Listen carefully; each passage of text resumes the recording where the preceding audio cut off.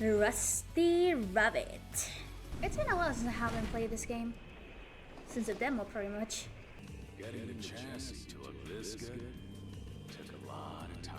I like how the mouth is actually kind of synced. I believe how the mouth is animated is mostly it passes the sound the voice actor gave us a file, and then it kind of like either mimics it, like the sound volume or the intensity, and then it shows like how the mouth moves. That's actually very smart to save on in lip sync. Actually, it's very good. Okay, so it's been a while since I haven't played Rusty Rabbits. If the ones that know me more, like how I have making sponsors in the past, is that Rusty Rabbits has already done a sponsored video with me.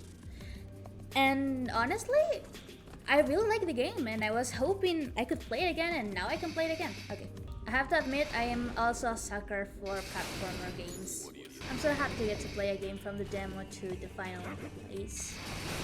I know that I pretty much played it when the game itself was completed, but I'm just very happy. Besides, this will be actually the first episode of GameDev Praises. I was hoping I could play this again, actually. So now that I get the chance, I will just enjoy it, mostly. There's so much I really like about this game. I also really like this idea of a series as GameDev Praises. It feels fitting that the first episode of GameDev Praises is with a game that I promoted, and that is actually a game that I genuinely like. This is the kind of game that you just want to go and just play as fast as you can sometimes. It feels speedrun friendly. I don't know how to explain it. I really like speedruns, and this is the kind of game that feels rewarding when you actually explore enough and you master the abilities. I really like that in the game. A lot of the time it's harder to explain why you like something than why you dislike something. I just really like this game, and sometimes you just want to play it while being silent. You know you like a single player game when you are quietly playing it, being concentrated on what to do and how the story plays. I think that's the beauty of single player games, to be honest. I believe single player games truly are something that you're supposed to experience alone. And experiencing something alone isn't something bad, it's just a way to experience games, and particularly in the case of single player games, that's part of the beauty. You want to play the game alone, that's why the game is a single player. Uh-oh. Rust is so silly. I really like that the game is like self-conscious enough to know that the character being a rabbit is very silly and plays along with it. Okay, I really like this. This is a very...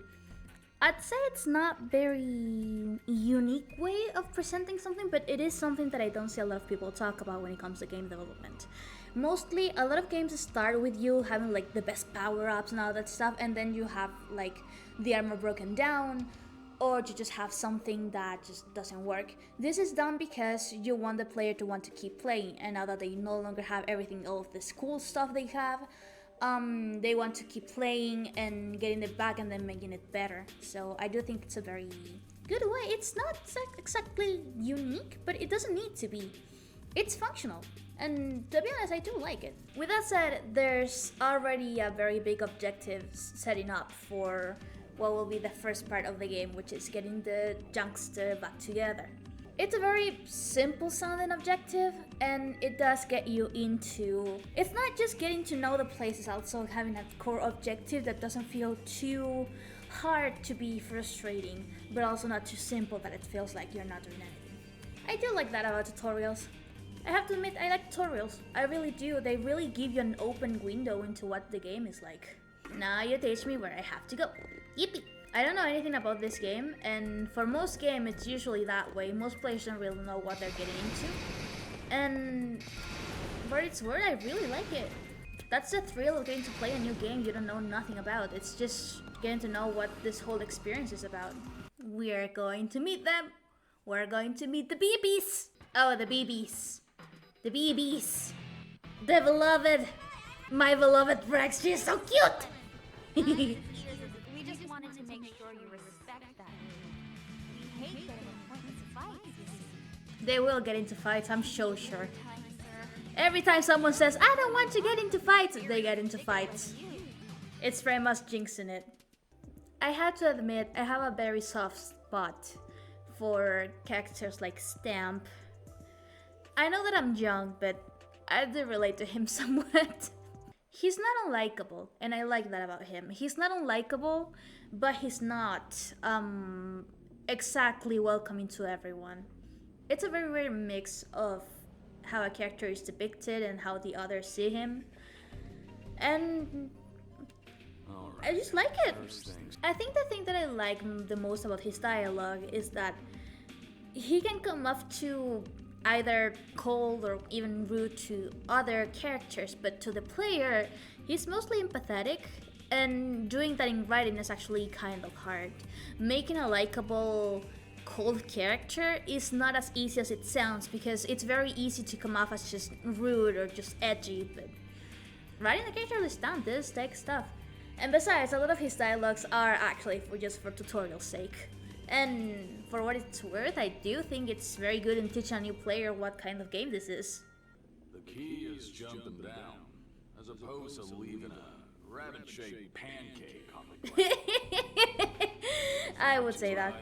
Like, even if he's sarcastic, he's still kind of sympathetic as the way he explains things. It's very soft, despite how rude he may seem in the outside. I just like those characters. Is there somebody out there? Quiet, quiet. I could just leave them there. But I do come through here a lot. Passing a rotting corpse while I work would be nasty. I like his reasoning. Oh, I cannot fly. Okay, this is one of the things. What if I don't want to? I want to. Wait. I want to escape. Can I escape? I want to see, like, I can time it just right so I can escape. No. Eh. Hello there, buddy. He's a pancake in the floor. Not dead, are you? You rusty Stamp! Great! Just great! Of all the rabbits to run into, it had to be you! Well, now you're rude. If you were just some ordinary rabbit, you could laugh it off. You're a rust grubber. Ain't no laughing matter. That is true. I imagine that dress grabber in this world is actually very dangerous, because you're constantly like grabbing stuff. You can get hit, you can get like buried in the stuff. So yeah, he is right though. Rub it in, why don't you? Really kick me while I'm down. You started being rude, you little shit. Just keep my stupid mouth shut. Wait for you to rescue me instead. Paul, shut up. I should've just kept on going. The girlie! The girlie! There she is! Let me get it now. Hey! Sorry about her, Rusty Stamp. I actually like that they saved an animation. You probably didn't notice what happened there. What happened is that this character took away the thing Rex was having and gave it to Stamp. So Soma did that. And you notice it, she just walks past it, you get a flash of white screen, and then she appears next to Stamp. This is actually a very good way to save in animation budget, because you don't have to animate Soma taking something out of Rex's hand. In fact, Rex doesn't even have a model for whatever Stamp has, so this does save in getting, for example, a 3D model for the exact thing he had. So that is actually a very clever way to save it, and it looks badass as hell. So yeah, I really like it. I just really like it. Apology. Imagine the looks on your parents' faces if they could hear you now. My mom and dad, they're both dead, so I guess I can't introduce them. Sorry about that. She reminds me a lot of me, to be honest. Is that so? That's a shame. I'm sorry. You're apologizing to me too, Gramps? Guess that makes us square then, right? That's not how it works, but whatever, kid. It's kinda crazy to think I've been recording for around 40 minutes, and it feels like I've just been playing for like 5. You know, a game is good when you're so lost in the game itself that time just flies by. But it's still kind of exciting, isn't it? Tinkering with the same machine that the ancient gods once used.